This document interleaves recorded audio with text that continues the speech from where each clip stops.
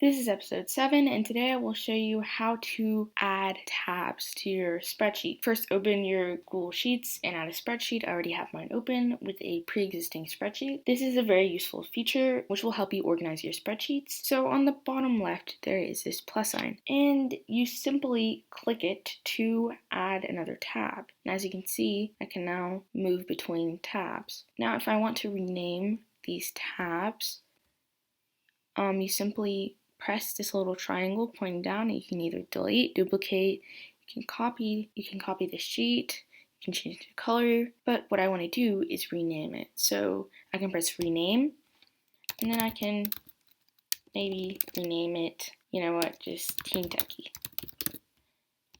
And if I want to rename this one, I simply do the same thing. I select it, press the triangle, and press rename.